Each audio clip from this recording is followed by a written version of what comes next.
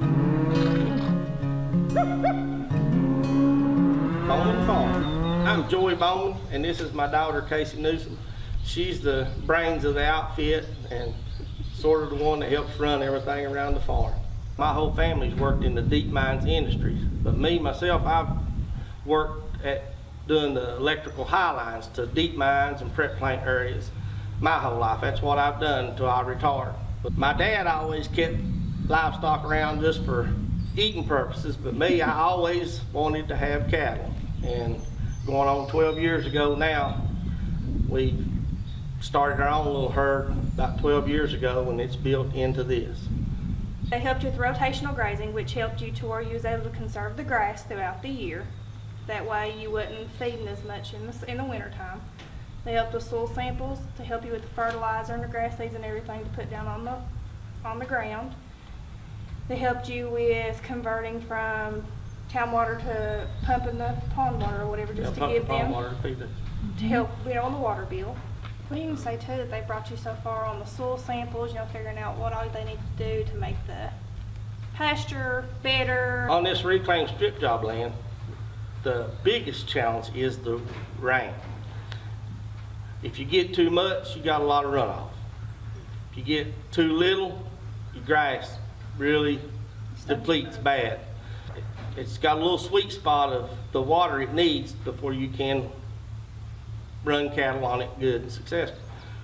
And they have helped a lot with putting down, telling me by the soil samples what to put down to enriching the soil, help with the cows, and the rotational grazing lets us pick spots to stockpile grass. For we do have downtime on rain, we have a place where we can put our cows, and they still got water through the pond, but it's through a reservoir we installed due to the help of them.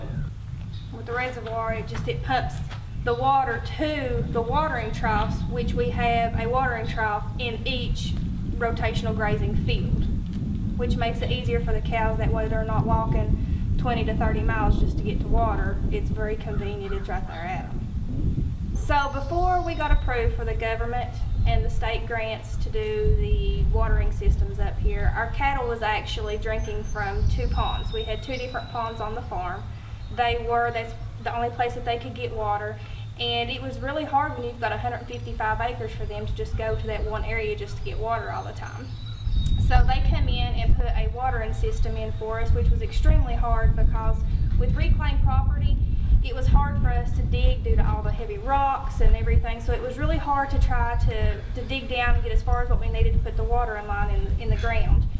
When we first started with the watering systems, we were going to use city water, which turned into a lot of money, because when you're watering 100 head of cattle of what we had at that time, it runs up a pretty heavy water bill. So then we were able to put in a reservoir to pump water from our pond into the watering troughs, and we still use the city water as backup. We just did not think a deep well would be sufficient on this property because of the strip job land and the deeper down deep mining that's been done in this area. That's the reason why we went with the pond water instead of trying to drill a well. Since we've started the rotational grazing, our cattle numbers have stayed the same. We got around between 70 to 80 head total. We never started feeding in the barn until late January this year, due to the way our rotational grazing did and the fields that we had stockpiled fescue in. We was able to wait up into January before we started our feed barn process. And the barn was to be installed.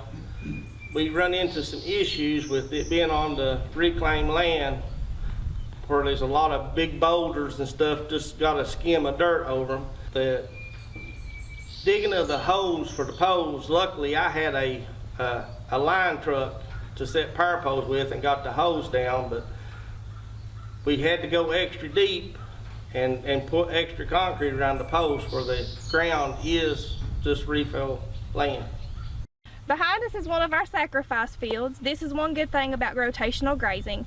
We're able to bounce our cows from pasture to pasture, but now if we do say we have a dry spell and we run out of hay, we can always put our cows on our sacrifice field here to make sure that they've got plenty of grass to eat.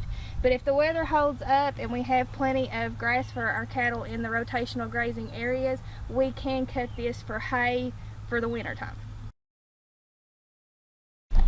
So the reason why we really done the big feed barn is it's an easier way to feed our cattle, but also it is a way to stockpile up the manure.